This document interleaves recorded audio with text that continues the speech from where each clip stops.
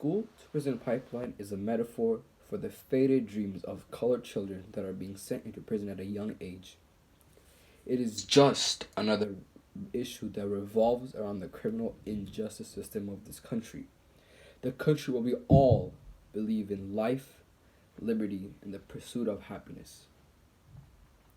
It is where children are thrown out of schools and sent into prisons. As Nelson Mandela once said, education is the most powerful weapon which you can choose which you can use to change the world.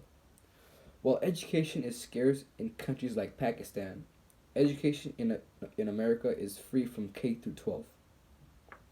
It has become a right for our children to attend schools. By attending schools, you are walking more towards your dream. Hence, you're on the right track. Schools are funneling black students into criminal justice system.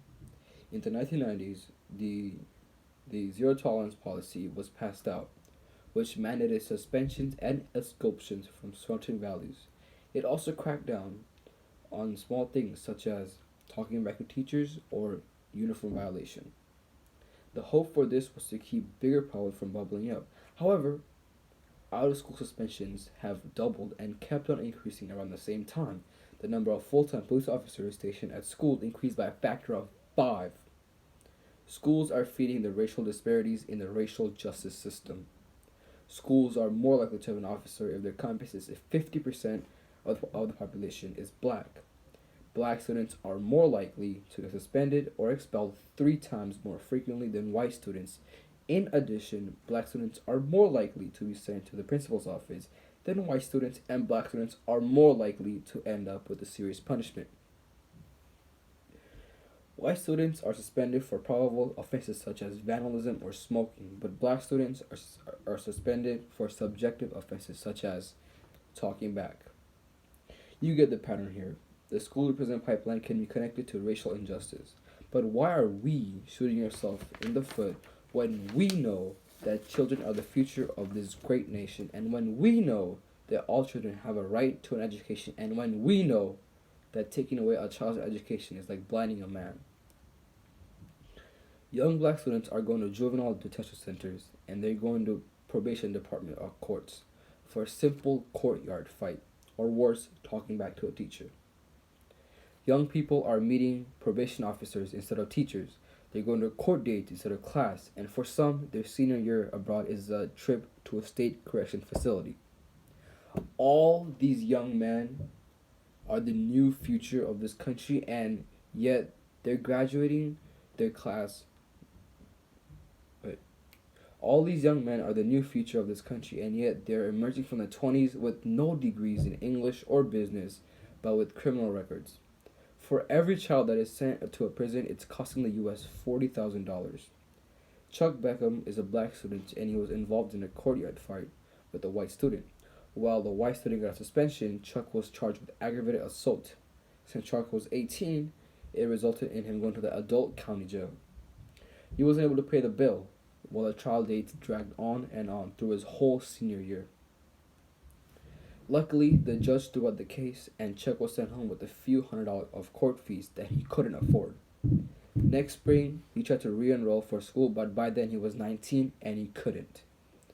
By now, he was a high school dropout living on the run.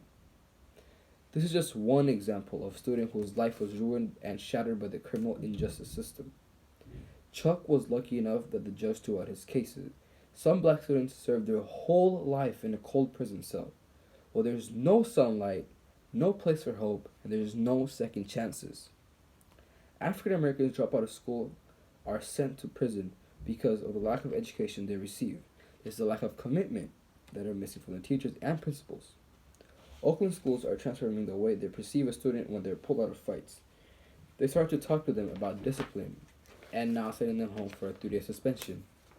As Martin Luther King Jr. once said, "Darkness cannot drive out darkness, only light can do that. Hate cannot drive out hate, only love can do that." After a fight, you can't just send a student home because that's a sign of hate, and you cannot fight hate with hate, but instead you fight it with love.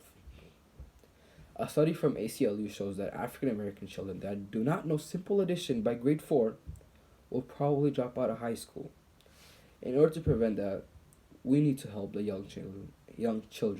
the children for our future, their future, for America's future.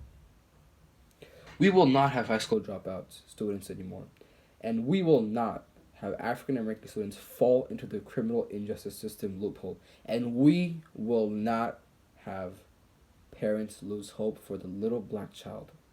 ASTI Initiative is a program where we help students with their homework after school. I have been doing this program since last year because I know that for every single student I help, not only will I have helped them with their subject, but I've helped a potential high school dropout.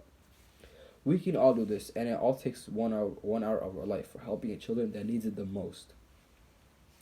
Make a difference in not only your lives, but the lives of the countless children that who are denied of their rights. Make a difference to help our future, to help America's future, to help the future for our kids.